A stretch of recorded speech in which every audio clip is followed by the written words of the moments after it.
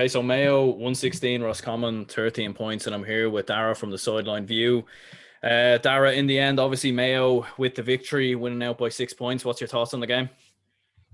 Yeah, I mean, from a Roscommon fan point of view, it's very disappointing. Probably most disappointing that we didn't really test Mayo at any stage in that game. But you have to give credit to Mayo. Fully deserved the win. Even the last 15 minutes, they were kind of going through the motions. So the game was never really at any stage you thought, oh, Mayo are in trouble here. That's probably the most disappointing thing from a Roscommon point of view, that it was. I think Mayo probably expected a lot harder game than they got. And obviously Roscommon, they were kind of fairly slow getting out of the traps. And they probably, like, fitness wise, maybe didn't look up to it. Like, what do you kind of put that down to, do you think?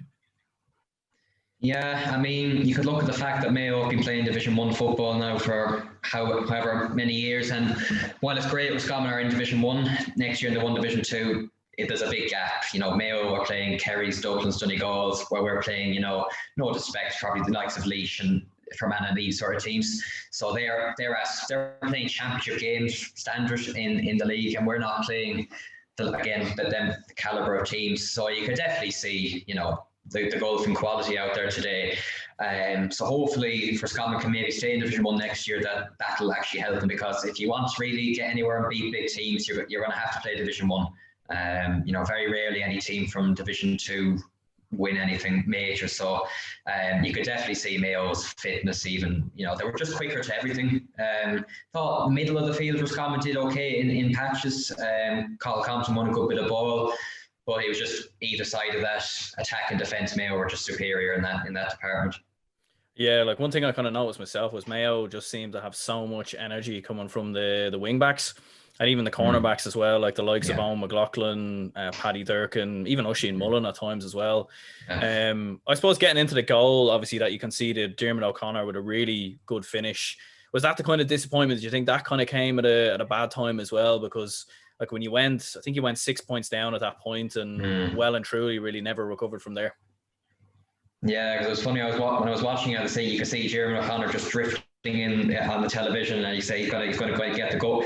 We're going to be played in. I think it was Keane McKeown or Niall Daly just was attracted to the ball with Owen McLaughlin. So he draws two players in. Darragh O'Connor stays out, flicked over. Now it's not an easy finish though. He took it very well, to be fair to him. Even some players might have fisted over the bar, just do the safe option, but he went for the goal, and Colin Lavin had no chance. And it was a bad time. Although after the water break, I think we were 3-2. We had won that period of the game, so they didn't pull away. They missed a few chances as well, and we did as well. I think our forwards probably just didn't do themselves justice today. But the first half, Mayo really just put their authority on the game.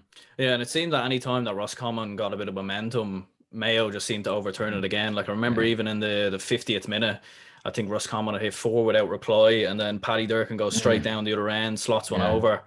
Was it a bit of a disappointment even in the second half as well, that you didn't quite come out rejuvenated? Like I think obviously in RTE they were saying like the breeze is probably going to make a massive difference, and it probably didn't in the end. Yeah, well, they were saying on the television that obviously I think Roscommon won the toss and they decided to play against the wind, which is go one or the other way. It goes great if you're maybe 2 or 3 points down, you have this wind behind you, but I suppose there were 6 down, which is still doable, but again, that sort of momentum just never came. I think Niall Daly scored a point, maybe we've got within 5 or 6 of them. But Mayo always just knocked another score back, and we couldn't get within 3 or 4 of them at any stage. There was no real panic. Mayo didn't really have to panic at any stage in that game, and that's probably the most disappointing thing. And do you think even maybe it was, I don't know, maybe just like a lack of experience in the kind of the big moments maybe for Roscommon? I know obviously they've won like a couple of Connacht titles obviously in the past couple of years, but it just seemed that maybe just in those closing moments that maybe they panicked a little bit with the likes of Conor Cox and, even Enda Smith at times hitting wides that were probably uncharacteristic of them. Yeah, you probably have to give credit to Mayo for taking out our big players. And Enda Smith was as quiet as I've seen him in a long. I think Paddy Durkin did a job on him both ways. He popped up at 2 points, like he was really everywhere. And Conor Cox, I think he got 3 frees, but from open play he didn't do much. Donny Smith tried. He had 2 good points in the first half, but Mayo did a job on our top players, and unfortunately the likes of Killian O'Connor stepped up. Now I thought Aidan O'Shea did relatively quiet game. I think Sean Malooly did a good job on him, especially in the first half. But Mayo just everywhere on the pitch, they were just superior to us today. And I suppose back to the drawing board now for Roscommon, I suppose, going into Division 1 for next year. I suppose obviously Roscommon, they don't want to be a yo-yo team, so I'd imagine that's kind of that's the big focus now, at least staying in Division 1 anyway. Yeah, definitely. As you said, they've been up and down, and it helps playing Division 1, but if you can stay there 2-3 years, it'll definitely help you, go to another, I'm not saying All Ireland level, but just even Super 8 level, that you can compete a lot better. And they'll probably be looking at us. I think Monaghan are probably the team that they'd be looking to say, can we replace them in Division 1? Because Monaghan have been there about 5 years now. So Roscommon Armagh probably be targeting the likes of them. But that'll be definitely a big ambition for the team next year. Finally, can we stay in Division 1? And it'll definitely do their development the world of good. And I suppose, obviously, I mean, I imagine you don't want to think too much about the Connacht final, but I suppose, like, looking at it from an outsider point of view, I mean, who do you think from there, Mayo or Galway? I mean, it's hard to look past Mayo at the moment. I mean, with the whole situation with Sligo, it's very harsh on Galway, the fact they didn't have a game. But what do you think yourself? Yeah, Mayo are getting the games into the legs. I think that's the 4th weekend in a row that they've played, so they're getting game time the whole time.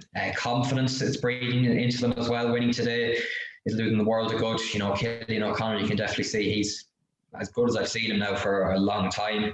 And yeah, Galway, wouldn't say they're on a negative turn at the moment, but they lost the 2 league games. Obviously Mayo hammered them, and Dublin, it was a dead rubber game, but Dublin, easy enough in the end. And of course, Sligo couldn't field the team for the game yesterday. That was meant to be yesterday. So it's a hard one. You just don't know with Galway. There's no form to go off. And Mayo have the form. So Mayo will go in favourites. It's a hard one. You probably have to side at Mayo just with the fact that they've played 4 weekends in a row. They've beaten Roscommon today, and their big players are stepping up. Yeah, I think with Galway, they've been stung massively in many ways. I know obviously it's not their fault, and it's not even Sligo's fault either, or even the GA's fault. But like the fact, obviously, Mayo had that game last week against Leitrim. They could rebuild confidence after the Tyrone defeat. But yeah, anyway, cheers anyway, Darragh, for coming on. No bother, Aaron.